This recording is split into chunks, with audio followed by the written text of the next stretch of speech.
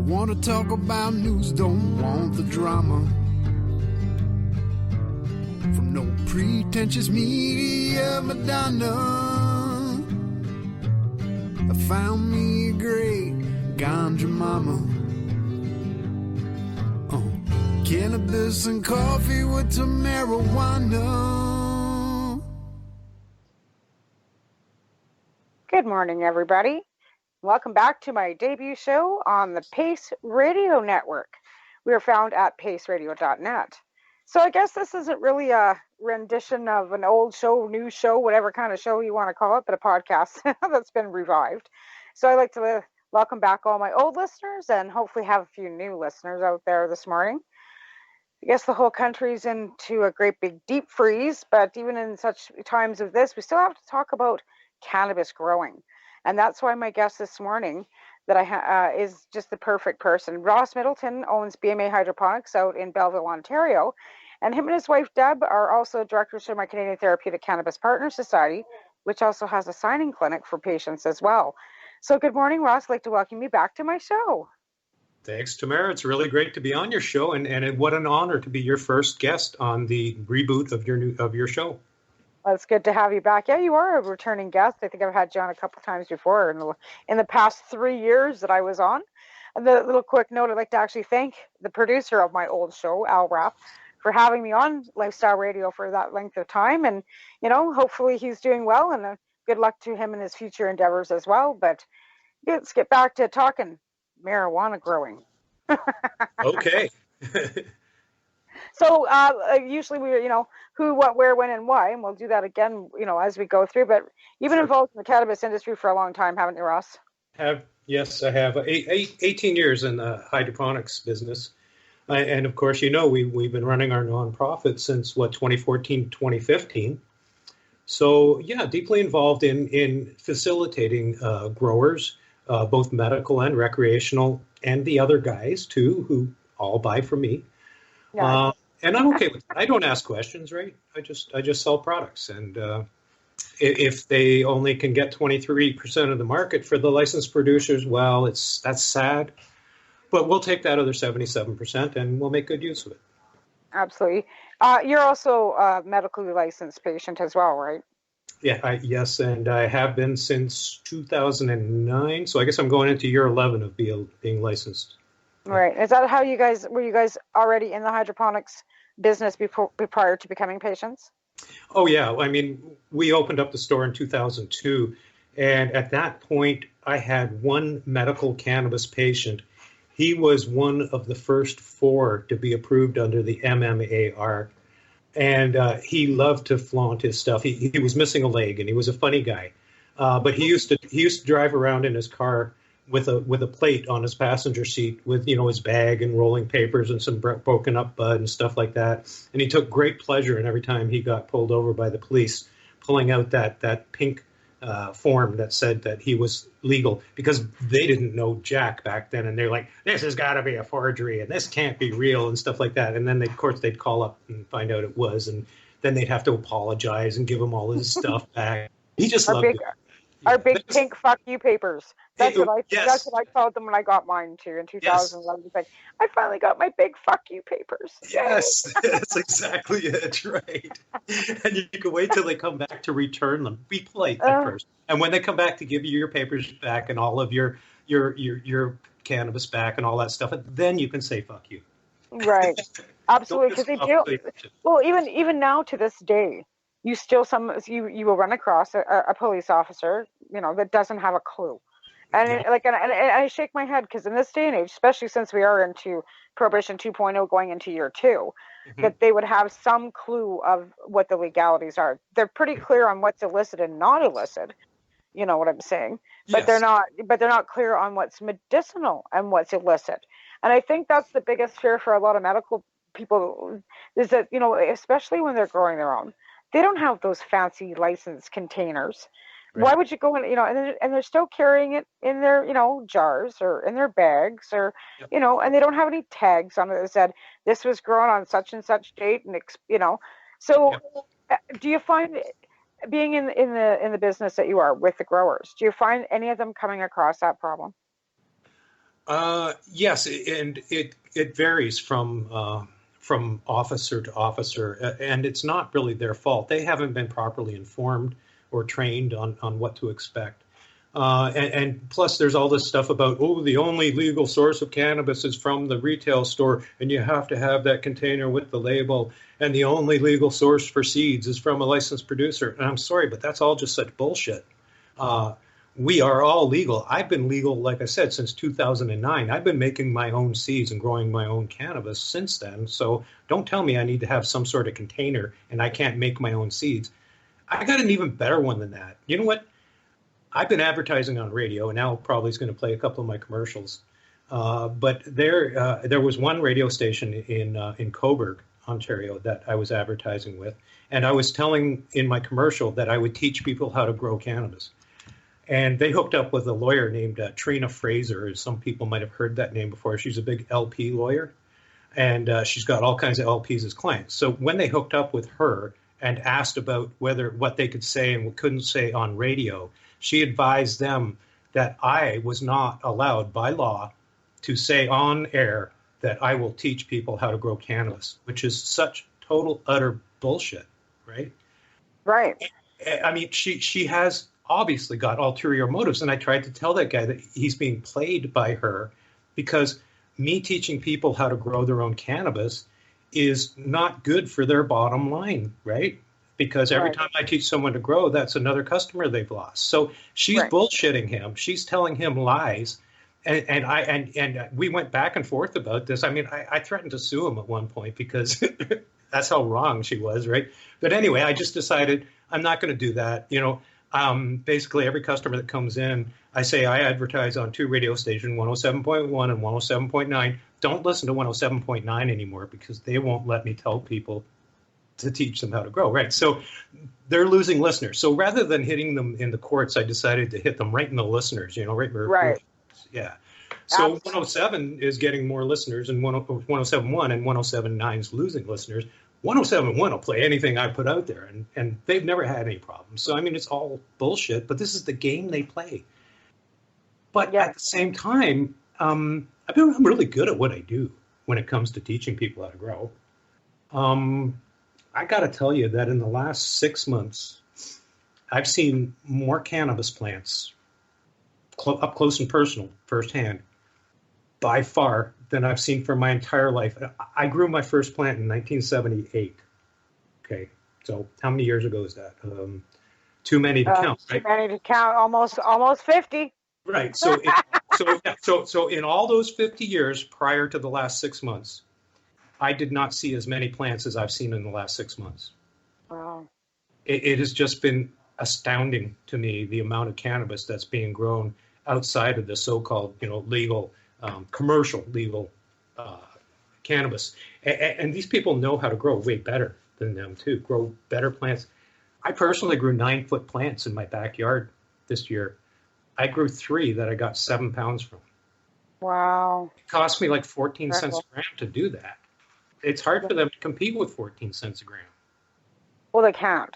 And in reality, they probably should be able to, because I mean, they've got the ability to grow that height, that width, and that, you know, and that in the facilities that they have, they just choose not to.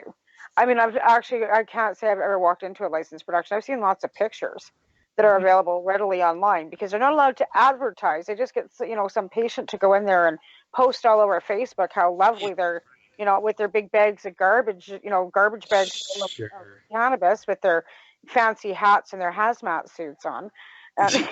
Doing gangster signs like some sort of gangster, right? Yeah. You know, right?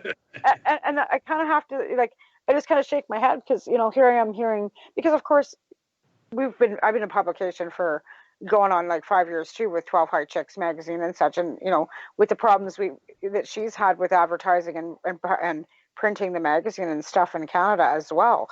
So you know what I'm saying. So you know, but then like I said, so we were quite aware of what the advertising supposed laws are when it comes to cannabis.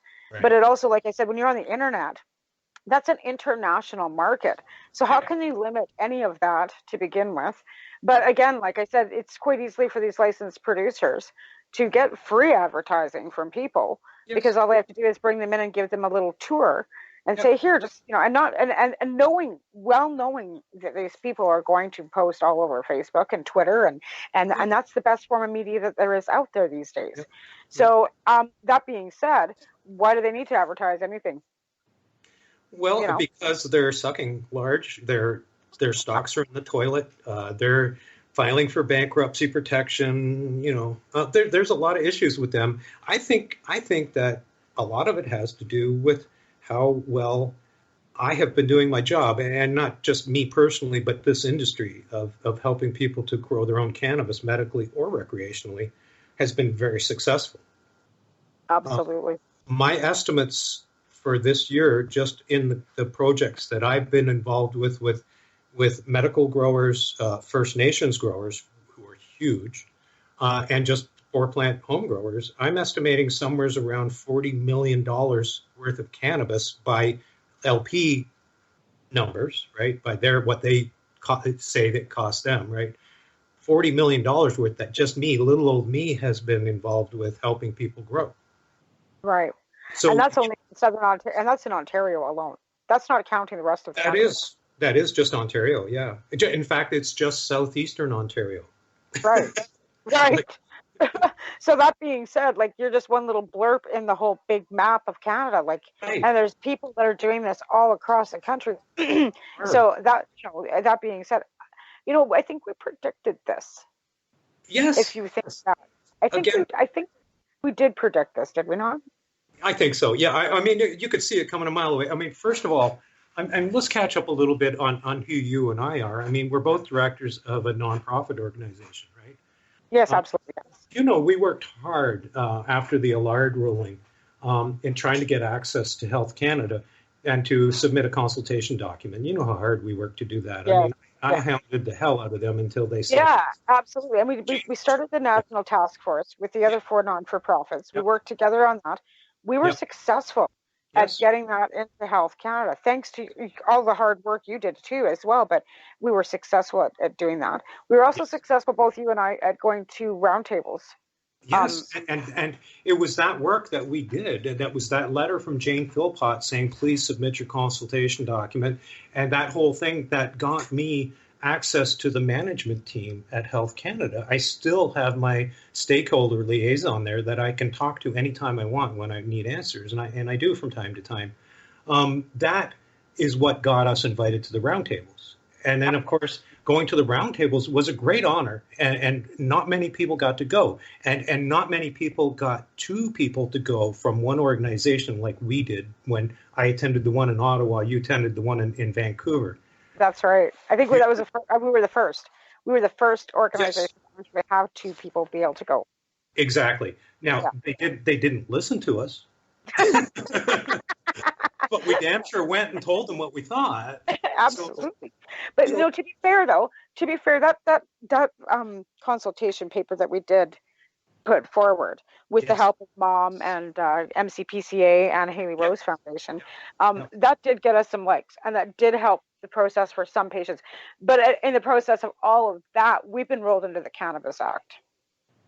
Yes, as a separate section of the Cannabis Act, yes. Right. And it's at the end of the day, ACMPR. It's still called Yeah, but in reality, we've been rolled into the recreational market.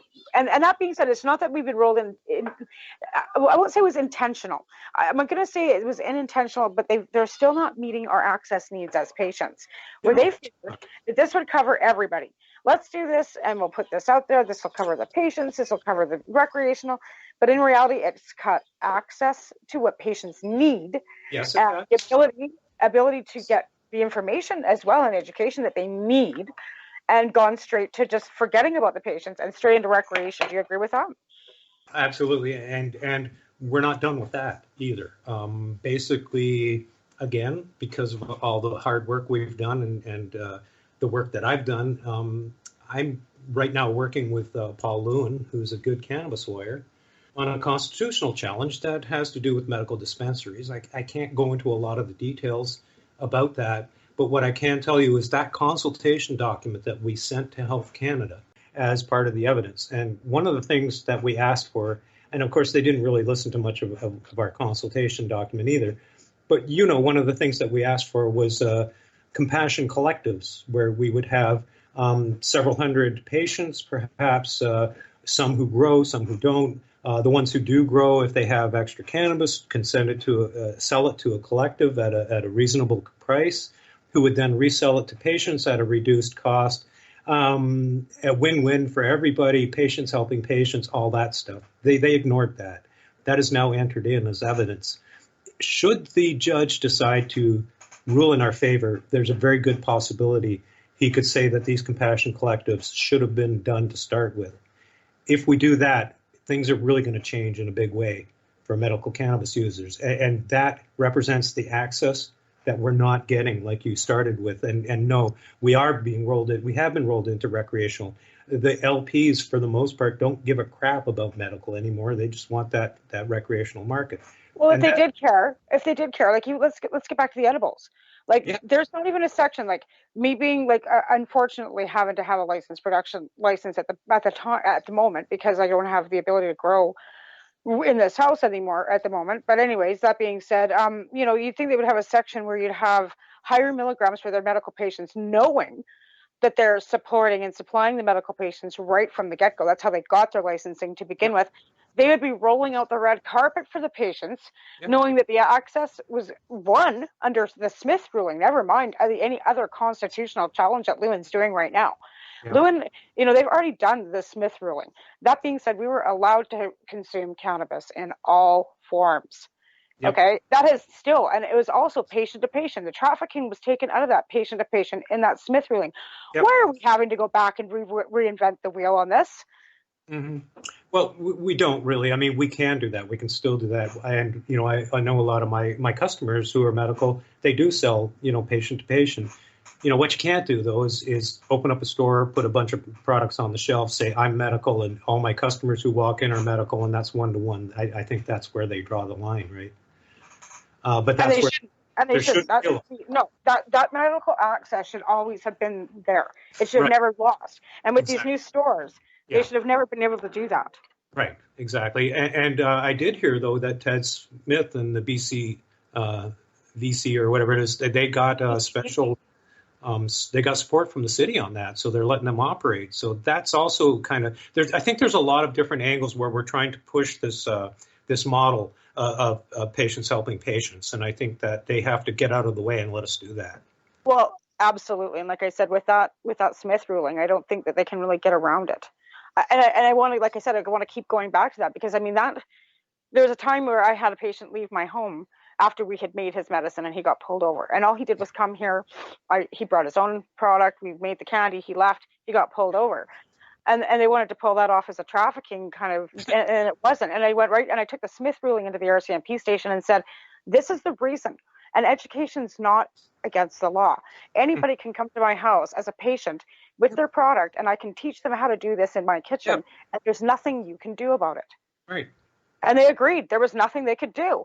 And that being said, so again, we want to go back to the previous work that we've already done. I mean, there's, I don't even know how many constitutional challenges in the courts right now. I think there's more than a dozen, to be honest with you, between, across the country. Yeah. And that's, a lot of money and a lot of lawyers and a lot of courts when we've already won. Yeah, I know. We have to keep fighting the same damn battle over and over, it seems like. And right.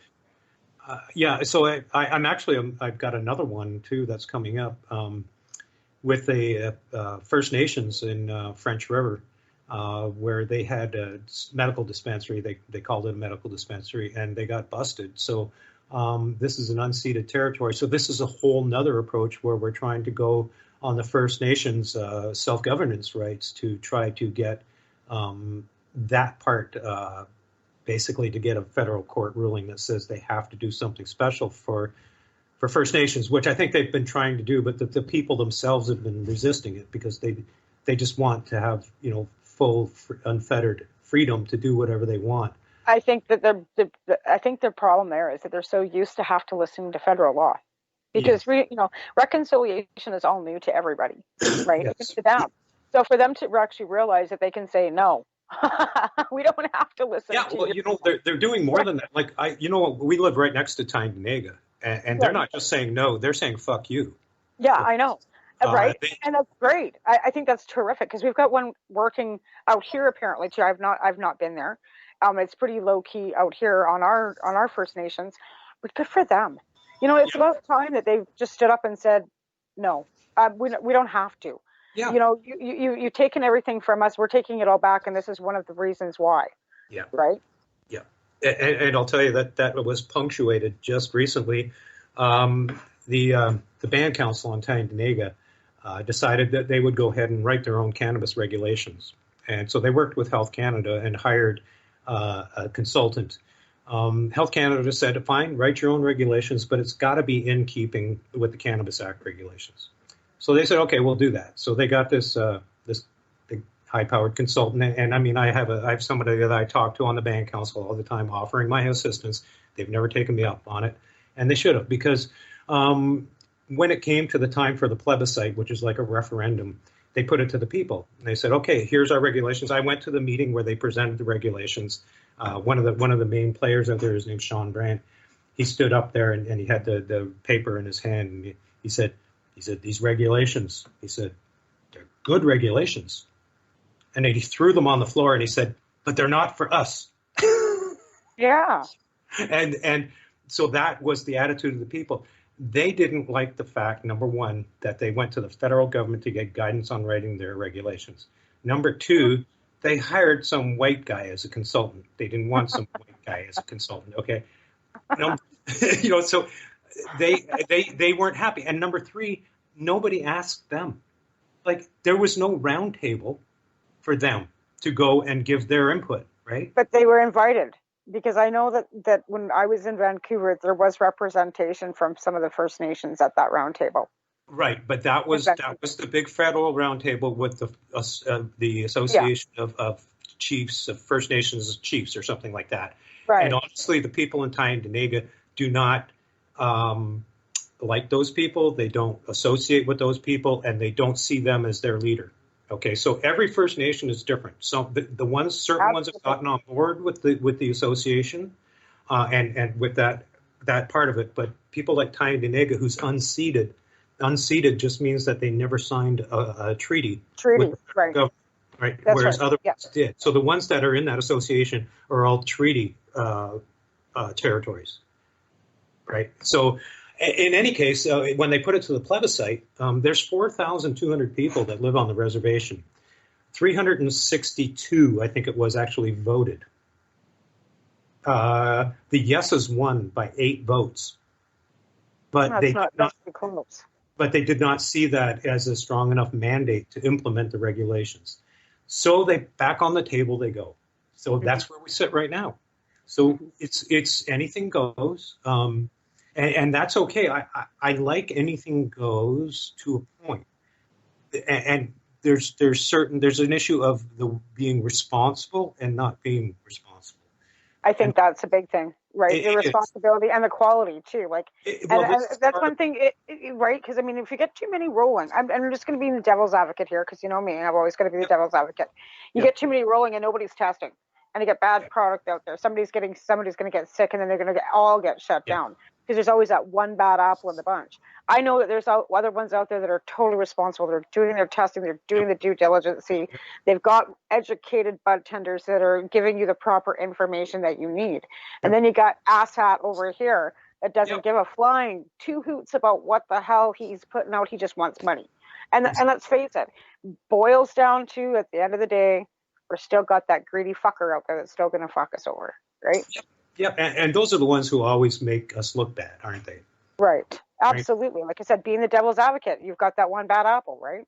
Yeah, well, which has brought us here, which really honestly has brought us to where we are. Again, the ability to test from your store or is there, right? And that's something, I guess legalization has, been positive about, is that at least there's that ability, because prior to legalization it was pretty testy. You know what I mean? Like, you didn't do that openly, where now with legalization you actually can. So I mean, that's one positive note towards legalization.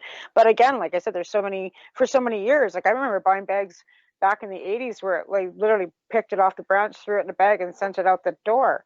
And it was like, That's not like, and I mean, this is long before medical was even a word in my vocabulary, but still, I mean, I've been smoking cannabis for that many years. I've seen good, bad, and the ugly. And we shouldn't, at this time in day and age, we shouldn't have ugly still out there. No, we shouldn't. But then that comes down to, like you say, the asshats who just feel like they don't need to worry about quality and all those things, and they just want money and they just do it. And then there's the other ones who are very responsible, and but somehow we need to get everybody on the same page and force the asshats to get their shit together and grow some good quality cannabis. I think that's what we're hoping. I think that's what we're hoping with legalization and the government through kink into that too, because let's face it, there's a lot of master growers that are micro crafting abilities, right? They're all illegal still because they don't have the ability financially or with the paperwork that they have to go through to get it done. I mean, even patience. 11 pages of licensing for some people is too much. You know what I'm saying? Yeah. Well, I've been doing cannabis compliance consulting. Okay, so that means that I tried to jump on board too and say, hey, they've got this whole new system. Let's see what I can do to help people get licensed under the commercial system through Health Canada, to be micro producers and nursery producers and all of those things. And as time went by, I've probably had 20, 25 people come into my office, sit down and say, I want to be a micro producer. And we go through all the stuff. And in the end, it turns out, guess what? You got to have $1 to $2 million behind you if you want to be a micro producer. I know. So when a couple comes in and they say, we want to start up a micro producer, and my first question now is like, okay, what's your budget? And they say, well, we've got a line of credit for $20,000 and we want to get going. And you just have to shake your head, but the thing is, in hindsight, $20,000 a few years ago for a fairly good, sophisticated grow for a patient was a good start. It was a good start. Now.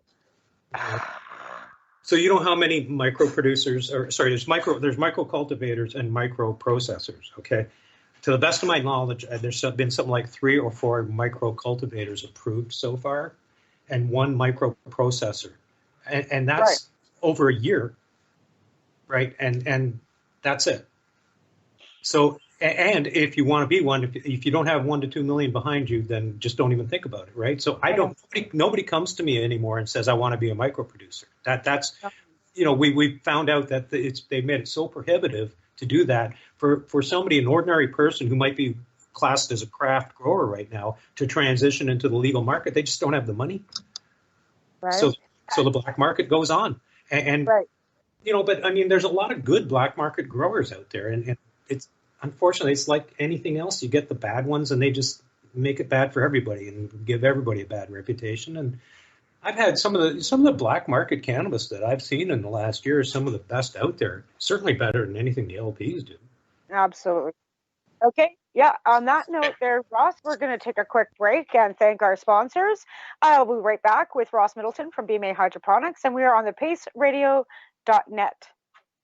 You can find us You're here. Listening to the Pace Radio Network here at paceradio.net. BMA Hydroponics has everything you need to succeed. Visit our hydroponics superstore at 404 Maitland Drive in Belleville, and we'll show you how to grow your own quality cannabis for pennies per gram. We're open Mondays, Tuesdays, Wednesdays, and Saturdays from 10 a.m. to 5 p.m. and Thursdays and Fridays from 10 a.m. to 7 p.m. Call 613-967-9888. BMA Hydroponics. It's worth the drive. The only way to go. CP operates a medicinal cannabis signing clinic. If you want to grow your own medicinal cannabis and are located anywhere in Canada, then I'd like to suggest that you give them a call. They can be reached at 1-613-967-9888. That's 1-613-967-9888, and grow on with CP. Are you interested in Canadian and international cannabis news? If you are, then catch myself, Kim Cooper, and Al Graham for our live reefer report on the Pace Radio Network, found at paceradio.net. Enjoy the buzz of legalization with Campbellford Lifestyle Shop. From lights to plant nutrients, books, consumption accessories, and more, we've got all your basics to grow or consume cannabis. Visit our info center or take a look at our piercing services and body jewelry, now available in-store through Campbellford Lifestyle Shop, 17 Bridge Street West, Campbellford. Legacy 420 has medicinal and recreational products down to a science, literally. With 2 biochemists on staff and a chief scientific advisor, every product is tested in the Legacy 420 laboratory. Legacy 420, Tyendinaga. Open 9 to 9 every day. Visit legacy420.com. You're listening to the Pace Radio Network here at paceradio.net. Great. Thanks for listening, everybody. We're on the paceradio.net. Is where we're found. So it's a Pace Radio Network, but we're found at paceradio.net. I have to get that right. One of these times I will. I guess the first time in back at her, it's a little bit slower than normal. So Ross, we were talking about all kinds of good stuff prior to the break, a bit of growing and a bit about what the legalities are and how hard it is to get into the microcrafting and what other things we've got going on. But you and your wife, lovely wife Deb, run a hydroponic store out in Belleville, Ontario. What have you guys been finding? That a lot of patients coming through the door for licensing, or more just people coming in for nutrients? Or Well, I got to tell you that I've always loved my job. 18 years doing this, and I've always loved everything about it. But it was always a struggle, during the black market times, and the medical program helped us a little bit, but we struggled to make money. I mean, we barely just made enough to survive. And, legalization as of October, 2018, October 2018. October 17, 2018. Right. So, everybody, I know there's a lot of bad blood and a lot of bad taste in people's mouths about legalization. And I totally get that. Legalization on that whole corporate side it's bullshit. It's never going to succeed the way it is. We know that. They know that, but they're not going to change it. Here's the good news. The good news is 23% of the market is buying from those people. That means 77% are not. So where's that other 77% coming from? Well, I'll tell you where it's coming from. It's coming from medical growers. It's coming from 4-plant home growers, and it's coming from the black market. For us, we supply growing equipment to anybody who needs it to grow whatever they want to grow. And we don't ask questions about what they're going to do with that equipment, where they're going to go. So basically what it comes down to is that 77% that's not buying from the so-called legal market is now taking part in what I call the free market. Okay. Well, it's kind of done a flip around. Because like I said, yes. You've been involved 18 years. It was a struggle because it was so black market. Now you look at the bong stores, for example. Yes. They were all kind of like, flourishing. Now that they've got the one-stop shop with these legal stores that cover everything from glass to papers to everything. Yeah. You don't need a bong store anymore, which is really disheartening because all these people thought, right on, I'm going to get into this new market. Yeah. They didn't realize they were going to get backdoored and get all the products that they supply into the legal market. Now, they're not selling nutrients and lights in those stores, though, now are they, Ross? Well, some of them are trying, like the one in Kingston has got a couple of shelves with some products on it. But we got an answer for that, too, if we just kind of elaborate on what's going on with us now. Legalization has been huge for us, okay? I know that a lot of people are pissed about it, and yeah, it's utter bullshit the way they did it, but they allowed people to grow their own. And the medical program is still intact and sound. So now with our nonprofit organization, as you know, we've transitioned it over into running a clinic that specializes in getting people a permit to grow their own cannabis, right? Because Absolutely. A lot of these other cannabis clinics out there that are owned by the LPs, they won't give them the original copy of the medical document, so they can't apply to grow their own. They just want them to buy that expensive cannabis from those licensed producers. Oh, they will. They will give you that paperwork, but they want you to pay what they ask for it. Right, and pay a sin tax. You've got to pay an excise tax as a medical, just like the recreational people do. We've been forsaken by that program, and they can go to hell, okay? I'm going to make sure that patients get what they need at an affordable price. And that's part of it, okay? That's part of what we do, is helping patients grow their cannabis outdoors for 15 cents a gram or indoors for 50 cents a gram. Hey, and if there's any LPs out there listening and it's costing you more than 50 cents a gram to grow your cannabis commercially, what the fuck is wrong with you? Okay? You can pay that much money to grow that stuff, all right? I can teach you how to grow it, but guess who's never come to this guy and said, hey, you know a lot about cannabis. You've been doing it for a long time. How would you like a job? How many of them have come to me for that? None, right? None. No. None, because they figured that they're all bankers and lawyers and some other money guy that figured that it can't be that hard. Yeah. No, yeah, that's right. Okay, here's a good story for you. Okay. Last spring, young guy comes into the store. He's got an older guy with him. I'm thinking, okay, well, this is an odd couple. So he comes in, he says, hey, my name's such and such, and I want you to teach my dad how to grow outdoors. I'm like, okay, sure, I can help him do that, So this is what you got, and this is what you do. And so we get talking, and he says, oh, yeah, I'm head grower at CanTrust down in Niagara. I said, you are? You're head grower? Wow, cool, What kind of system do you use? He says, oh, it's a water system. I said, a water system? Wow. I said, is it ebb and flow? Deep water culture? Nutrient film technique, perhaps? And he looked at me and he said, well, I'm not sure. The guys who made it came in and installed it, and I run it with an app on my phone. What? So digest that for a second. The guy didn't even know how to grow a plant, never grown a plant in his life, doesn't even know what the system is called. He just runs it with an app on his phone, and something goes wrong, his phone goes ding. So now I understand why he brought his dad in so that I could teach him how to grow, because he doesn't have a clue how to grow. That's a true story. And of course, we know what happened with them now. They got caught with illegal greenhouses. They got, lost their license, but apparently they're getting it back now. But well, how can that happen? How can they just get their license back after? I'm not understanding that, because we talked about this on the year review actually when we were going over the reefer report last week about how if anybody else had done that, they would be in jail. Absolutely. If someone anywhere, and there are a bunch around here, trust me, Southeastern Ontario is one of the biggest growing regions for cannabis, I think, in Canada.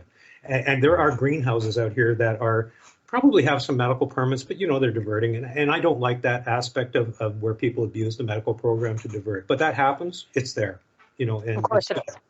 That's supplied our dispensaries for medical access for years. But if one of those people got caught with a greenhouse like the one that CanTrust got caught with, they'd be looking at up to 14 years in jail. Absolutely. That's maximum they could go, but still 14 years is still a frick of a long time. Yeah. So what happens to the CanTrust board of directors? Well, they get fired and get a huge package and go off and get another job, right? We would get 14 years in jail. Right. Yeah, that's pretty fair, right? Right. Absolutely. And I remember a time back in the 80s where a bunch of my friends got charged with conspiracy for the purpose of trafficking that all sat in jail for 5 years. Mm-hmm. For conspiracy for the purpose of, and that's let's be fair, a board of directors knowing what you're doing is more than a conspiracy. No. Yes. So look at all the charges that would have come out of that if they actually were charged under the criminal code instead of just being slapped on the wrist by Health Canada. Right. Well, that's the way it is. If you ask Health Canada, they will tell you that they don't care about illegal growers. They have nothing to do with illegal growers. If it's a legal grower, they can take some action and, take their license away if they grow illegal greenhouses, but they can't touch anybody else. And I'm glad, because I wouldn't want them looming over our end of the business. I think we're going to maintain our share of the market in the free market, which is, again, what I like to call it.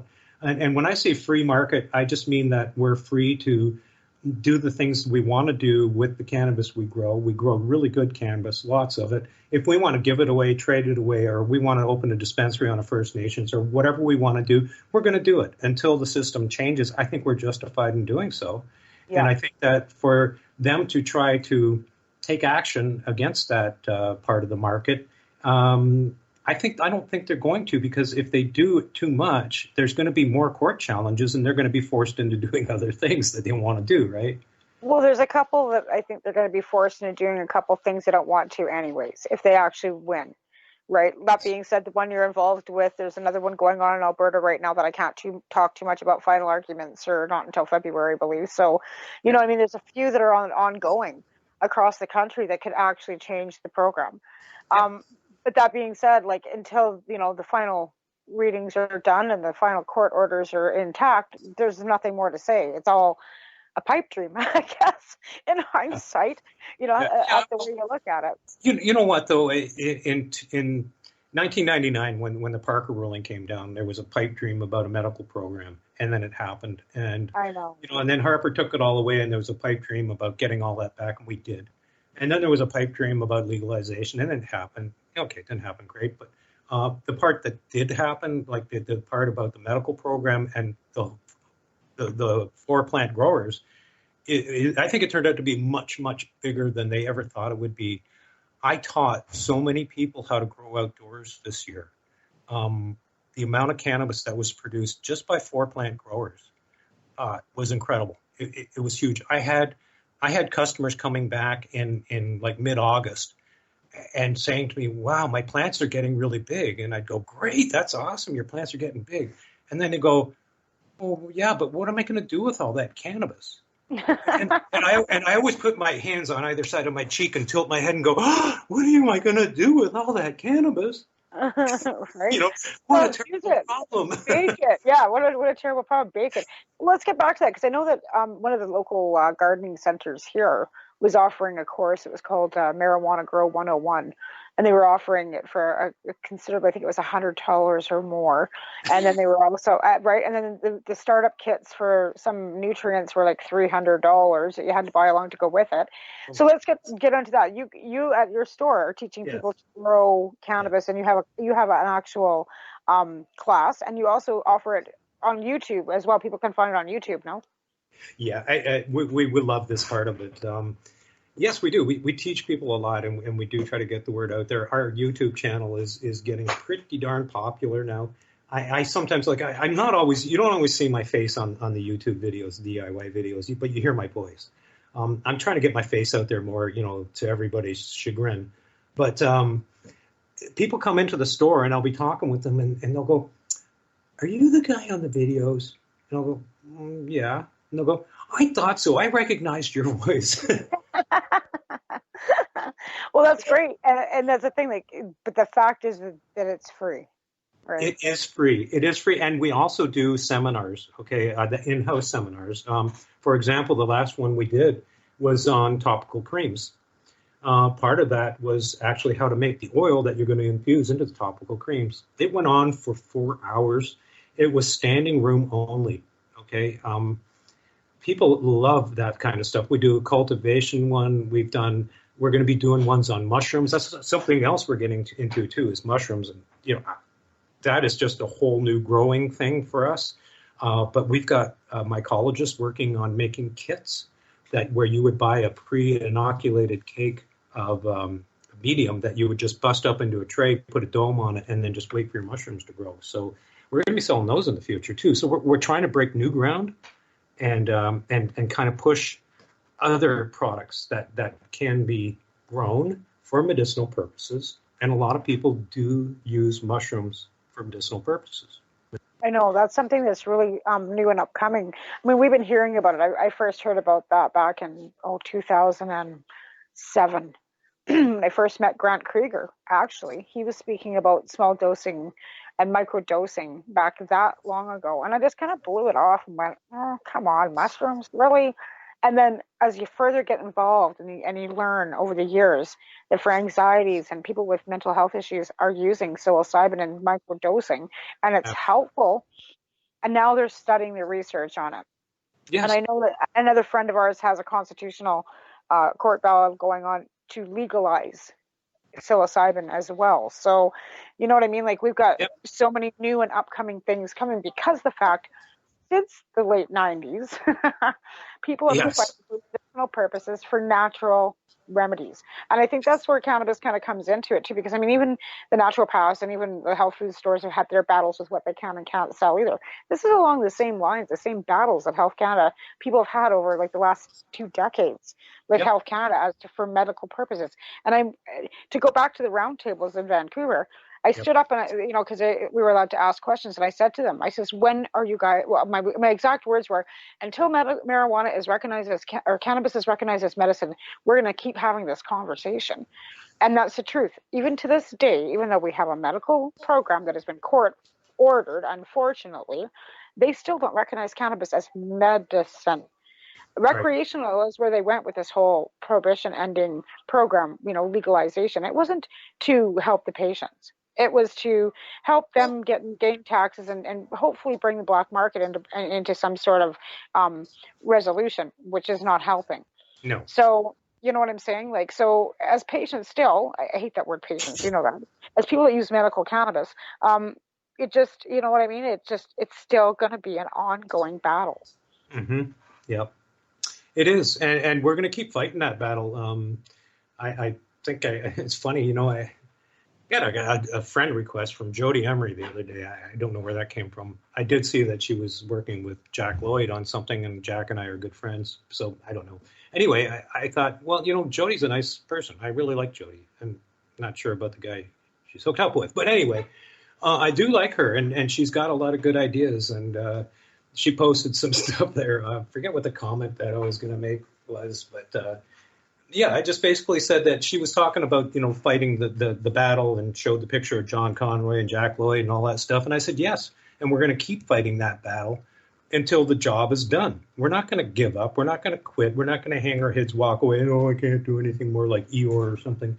We're going to go out there and we're going to fight for our rights, and we're going to keep doing it. Yeah, and like I said, across the country.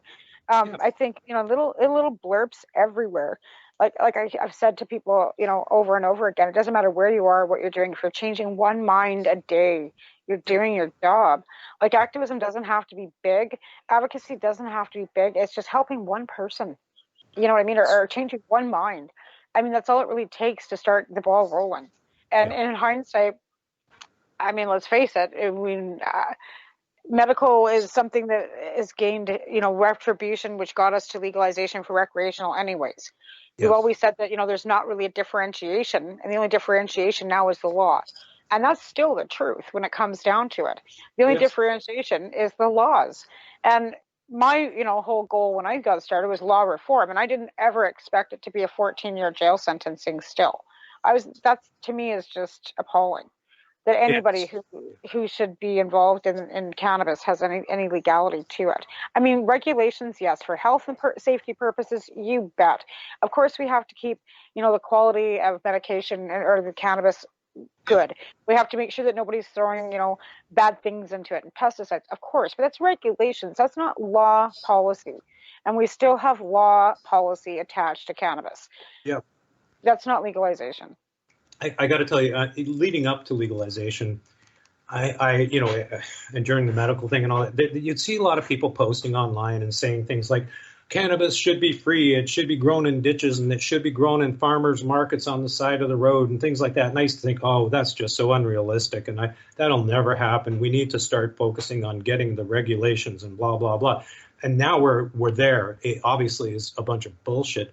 I'm starting to think maybe that those people weren't out of line. I really think that there's no reason why cannabis shouldn't be sold in farmers markets. It should be. By ordinary people.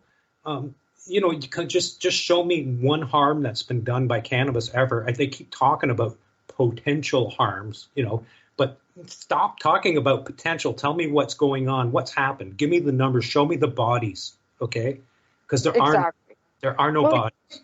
It was funny when the edibles came legal. It was like the overdose, and this is the reason why. Sure. Overdose. Show me the history of overdoses of cannabis. People were taking too much and feeling a little bit off, or maybe taking a little bit too much, greening out. Yeah. That's not overdosing. Overdosing is doing the chicken and flailing around and not being able to come out of it. Possibly ODs can lead to death. right? You could never, that's what an OD is. OD can lead to death. With cannabis, there is no such thing as leading to death with cannabis unless you got a pound of it, like more than a pound of it, land on your head. You know what I'm saying? I was going to say, one of those bales coming off at the docks, drops on a worker. There you go. This right. is cannabis death right there. Right. But I've got friends that live in Australia, for example, and now that Australia is opening up to medical, they're going to be able to purchase their cannabis from licensed producers in Canada and have it shipped. Oh, great. Right? So Lucky here them. we are. Well, and here's the thing that goes back to smuggling. You know what I'm saying? Like all the things, like I can't even literally walk into a store without like walking out and feeling totally defeated because these people are doing exactly what I got busted for. I can't travel to the United States. I can't do a lot of things that everybody else can do because I got busted for trafficking 4 lousy grams in the mail. So, and I walk into a store, I've done it twice, and I buy a little bit of, and I want to cry. Mm-hmm. I literally want to break down and bawl because you guys are doing what I got a record for. And I fought really hard to get a medical license. I mean, all the traveling and all the bullshit that we all went through to get a signature. And even now to this day, we'll go back to the clinic that our Canadian Therapeutic Cannabis Partners runs. Yep. There's still a fee. Unfortunately, it's not us that takes that fee. It's not our group that requires the fee. We do all the paperwork. We do everything for free. It's the damn doctor. Yeah, we teach them how to administer their medicine too, whether it's in oil form or topical form or bud form or whatever it is. We help them with that, Right, but it's no charge. But at the end of the day, no charge. Yeah. The clinic that we have to run because the doctors still require a fee, and I think that's complete bullshit too.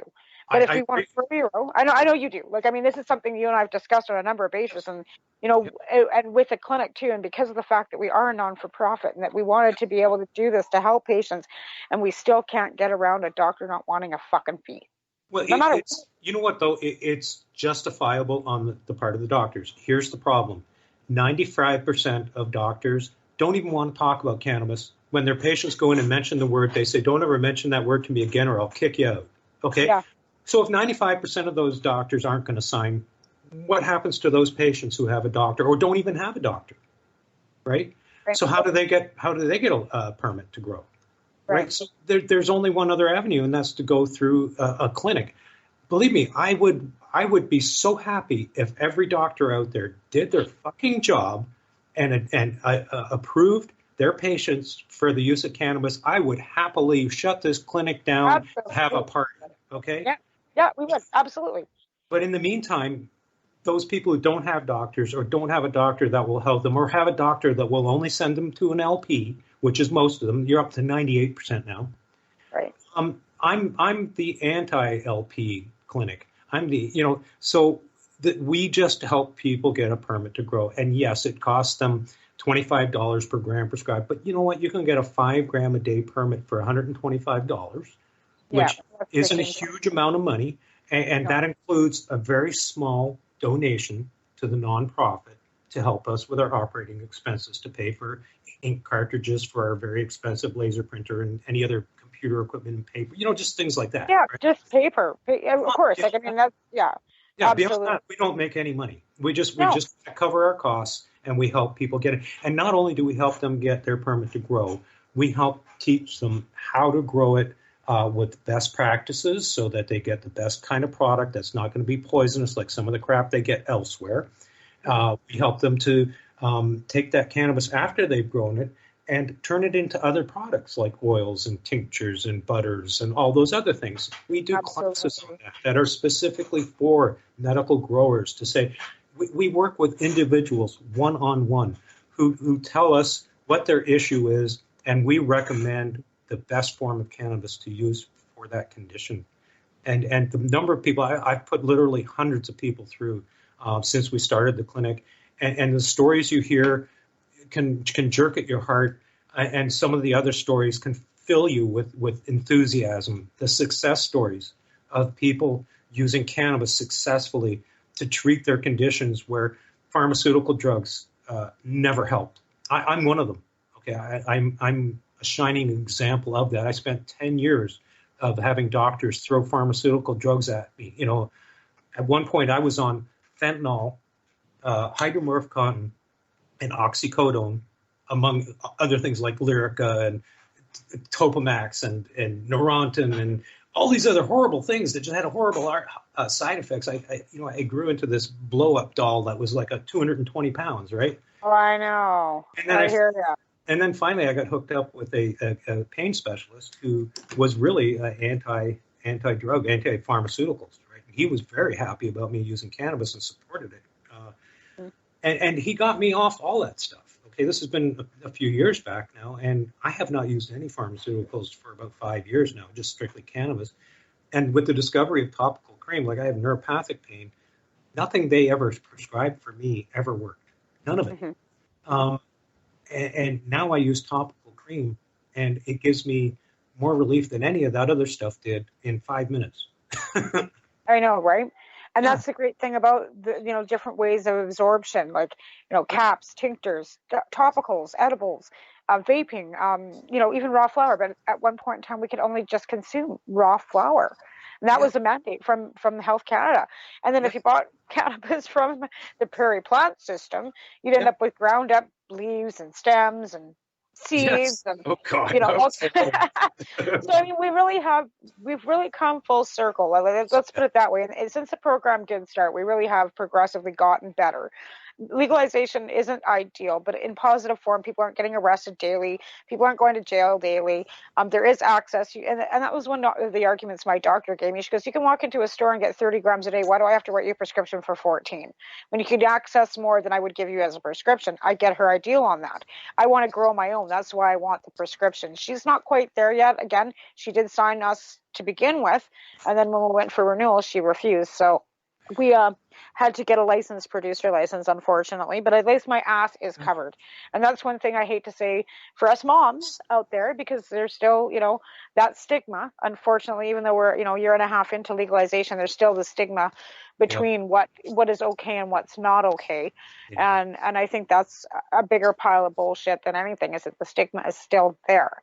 But again, when you look at how many years people have drank alcohol, and people look at drunks, people that, use alcohol down their noses still to this day as well. So I think there's always going to be some sort of stigma around any substance use, period, whether it's medicinal, whether it's non-medicinal, whether, I just think there's that element in society that's always going to look their nose down at anything, no matter what it is.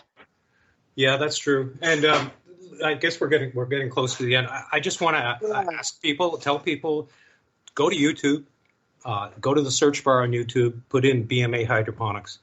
Our YouTube channel will pop up. You're going to see all kinds of things on there about how to make products, how to grow cannabis indoors, how to grow it outdoors. And you're also going to see something called the Roadshow, which is kind of for entertainment value. This is where I've gone around and visited various farms. And when I say farms, I'm talking 1,400 plants, 2,000 plants, 3,000 plants, those kind of farms. And you get to see what 20,000 3-inch diameter buds look like in the field. Right. Okay, so it's kind of entertainment, but it's also inspiring too. It shows you just what we're capable of doing. Exactly. What the everyday average person can do with a medical license, or even with your 4 plants. Yes. Because, like I said, it's not hard. It is an art form though, and cannabis can be picky depending on the strain. I mean, I'm a grower too, and I've had great results, and I've had crappy results, and it depended on the strain, the lights, what nutrients I was using. There are little quirky little tips that everybody might need, right? So that being said, anybody you'd like to shout out to as well? Because we got I think we're just about done here. We got about a half a minute left. Okay. My shout out is to the entire cannabis community, and that is to keep the faith. Okay. Stay on mission, stay on point. Don't give up. Don't think it's over. It's not. We're going to continue to fight. This is going to keep going on. I may not live to see all the benefits of what we're doing today, but I'm damn sure going to keep fighting for everybody else that's coming up. Absolutely. Well, thank you very much, Ross, for being on my first debut show. We'll see everybody. Yeah, we'll see everybody again next week at 10 a.m. Mountain Standard Time, noon Eastern in eastern part of Canada on Pace Radio Network, found at paceradio.net. Y'all have a great week, and we'll talk to you next week. Bye. Bye. From no pretentious media Madonna I found me a great ganja mama. Cannabis and coffee with Tamarijuana.